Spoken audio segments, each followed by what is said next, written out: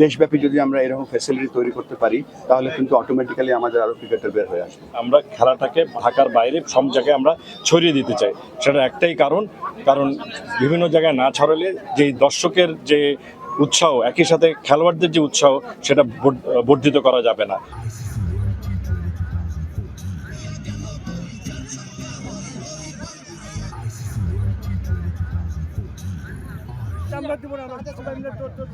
তোমার টিমকে বলবে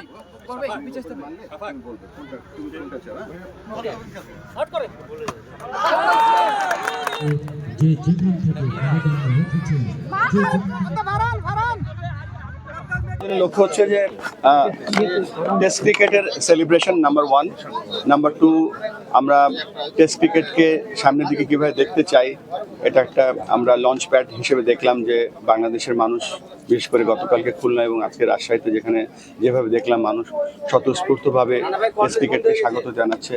বাংলাদেশ জানেন যে অলরেডি ফুল মেম্বার, 25 বছর ধরে টেস্ট খেলছে। আমরা এই আয়োজনটা সবসময় করতে চাই, এটা একটা অংশ। আর একটা হচ্ছে যে আপনারা জানেন যে আমরা ক্রিকেটকে ডিসেন্ট্রালাইজ করতে যাচ্ছি এবং সব জায়গায় আমরা ছড়িয়ে দিতে যাচ্ছি। এই ছড়িয়ে দেওয়ার একটা অন্যতম কারণ আজকে আমাদের এখানে আসা এবং আপনাদের যারা কর্তৃপক্ষ এখানে আছেন তাদের সাথে আমরা কথা বলবো কিভাবে এখানে ক্রিকেট আরও বেশি খেলা হতে পারে, কিভাবে রাজশাহী থেকে আরও জাতীয় দলের খেলোয়াড় আপনারা উপহার দিতে পারেন, কিভাবে বাংলাদেশ ক্রিকেটকে আপনারা সাহায্য করতে পারেন, সে ব্যাপারে আমরা আলোচনা করবো। তার সাথে সাথে একটু বলতে চাই যে আপনাদের যে উৎসাহ উদ্দীপনা, আপনাদের যে সাপোর্ট ক্রিকেটের প্রতি, বাংলাদেশের প্রতি আমরা দেখে অভিভূত হয়ে গেছি।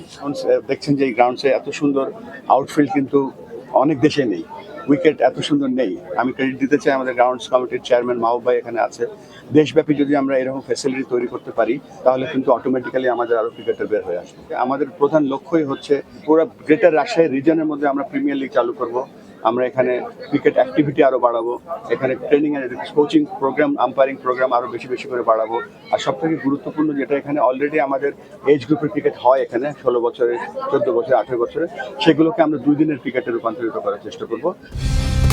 কালার এক্সপার্ট, জর্জ স্যাপ এবং মাইল্ড অন হ্যান্ডস টেকনোলজি সমৃদ্ধ অরিক্স ক্রিস্টাল ওয়াশ আপনার লন্ড্রি এক্সপার্ট। যে রাজশাহী বাংলাদেশের প্রথম আন্তর্জাতিক ম্যাচ করেছিল, আনফরচুনেটলি তারপরে রাজশাহীতে সেইভাবে আমরা আন্তর্জাতিক খেলা বিভিন্ন পর্যায়ে অনূর্ধ্ব-19 বিশ্বকাপ হয়েছে, তারপরে কিন্তু খুব একটা বড় খেলা হয়নি। আমরা এবছর আপনারা দেখেছেন ইমার্জিং কাপ, এবং প্রেসিডেন্ট সাহেব যেটা বললেন, যেটা বললেন যে আমরা খেলাটাকে ঢাকার বাইরে সব জায়গায় আমরা ছড়িয়ে দিতে চাই।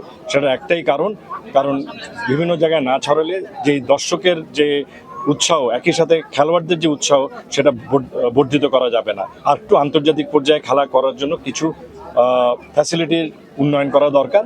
সে ব্যাপারে আমরা ন্যাশনাল স্পোর্টস কাউন্সিলের সাথে আলাপ আলোচনা করেছি এবং আমরা একটা প্রস্তাবনা দিয়েছি। আমি আশা করব অতি সত্বর এনএসসি এটাকে হাতে নেবেন এবং আগামী বছরের কোনো সময় থেকে এখানে এর থেকেও বড় আন্তর্জাতিক খেলা বা বিপিএল এর খেলা আমরা এখানে দেখতে পাবো।